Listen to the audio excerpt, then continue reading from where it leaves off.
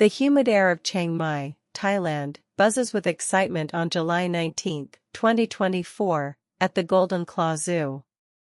The sun beats down, casting long shadows across the tiger enclosure.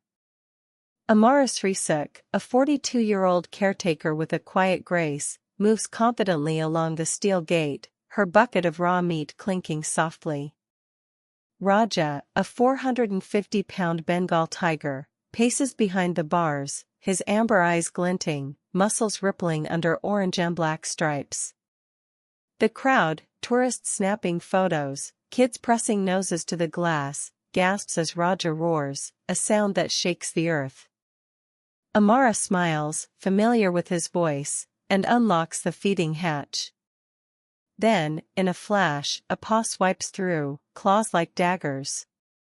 Her scream pierces the air as Raja's jaws find her arm, pulling her against the bars. Blood sprays, the crowd scatters, and in 10 seconds, a routine day turns to tragedy. I'm Lisa Campbell, and for 20 years, I've walked the fault line where human ambition meets the untamed heart of nature, where trust can turn to terror in an instant. Today, we're in Chiang Mai, Thailand, at the Golden Claw Zoo, where a single moment on a sweltering July day in 2024 shattered lives and exposed the cost of caging the wild. This is the story of Amara Srisuk, a dedicated caretaker, and Raja, a Bengal tiger whose power was both his curse and his cry. What drives a creature to lash out at the hand that feeds it? Have you ever stood close to a caged animal, felt the thrill and the chill? Share your thoughts in the comments as we dive into this gut-wrenching tale. Amara Srisuk grew up in a small village outside Chiang Mai, where rice paddies stretched under monsoon skies and stories of tigers prowled the edges of her dreams. At 30, she joined the Golden Claw Zoo, a sprawling 50-acre attraction drawing 800,000 visitors a year with its promise of face-to-face wildlife encounters. Amara's days began at 5 a.m., cleaning enclosures, hauling meat, and tending to the zoo's 5 Bengal tigers. She loved Raja most, a 6-year-old male with a scarred muzzle from his early days in a cramped roadside zoo. "He's like my shadow," she'd tell her husband, Chai, her eyes warm with pride. Raja, born in captivity in Myanmar, arrived at Golden Claw at age 2, his 450-pound frame a magnet for tourists. He'd pace his enclosure, 30 feet by 50, lined with concrete and steel, performing for crowds who paid 500 baht for tickets and 2004 tiger selfies. His roars thrilled, but Amara noticed his tells, the tense tail flicks, the low growls when crowds pressed too close, the way he'd claw the concrete until his paws bled. The zoo, owned by businessman Somsak Virajan, thrived on spectacle, daily tiger tamer shows, loud music, and flashing cameras. Safety was secondary, gates rusted, training was minimal, and caretakers earned 12,000 baht a month for 12-hour shifts. Amara dreamed of a sanctuary for Raja, a place without bars, but whispered to Chai, "We're all trapped here." July 2024 brought a brutal monsoon season to Chiang Mai, the air thick with humidity, temperatures hitting 92 degrees Fahrenheit. Raja grew restless, pacing tighter circles, his roars sharper. Vets noted a limp, likely a paw infection from the concrete, but Somsak dismissed it. "He's a tiger, not a house cat." Amara documented his distress in a small notebook. July 15, Raja refused meat. July 17, growled at me, eyes wild. She begged for a day off for him, just shade and quiet. "Tourists want roars, not rest," her supervisor, Nataya, snapped. July 19 dawned heavy, the zoo packed with 1,500 visitors, families, influencers, a school group from Bangkok. Amara worked the morning shift, sweat soaking her green uniform, her bucket heavy with chicken and pork. Raja's enclosure buzzed with energy, kids banged the glass, cameras flashed, a drone hummed overhead for exclusive footage. Amara's friend, Lek, later recalled, she said, "Raja's off today. I feel it. I told her to be careful." At 2 p.m., the Tiger Tamer show loomed. Raja would leap through a hoop, roar on cue, and pose for photos. Amara fed him early, her hands steady but her heart uneasy. Raja's eyes locked on her, unblinking, his tail lashing like a whip.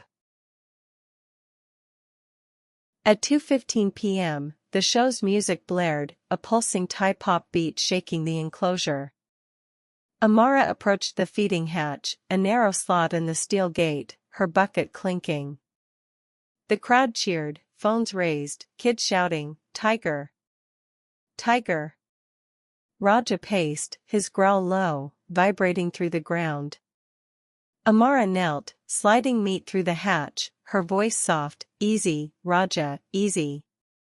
Then, a blur, his paw shot through, claws slicing air. She jerked back, but too late. His jaws clamped her forearm, yanking her against the bars with a sickening crunch. Blood sprayed, her scream raw and piercing. The crowd froze, then screamed, parents shielding kids, phones dropping.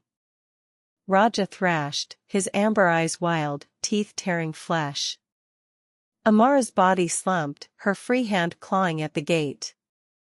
In 10 seconds, her arm was mangled, blood pooling on the concrete. A guard fired a tranquilizer dart, but Raja held on until it took effect, collapsing in a heap.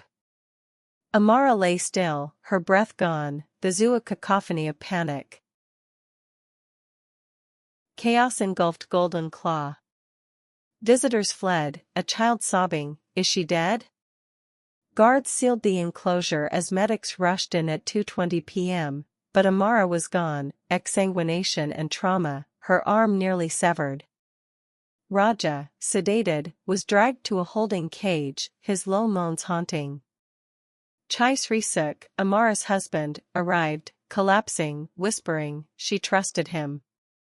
The media exploded.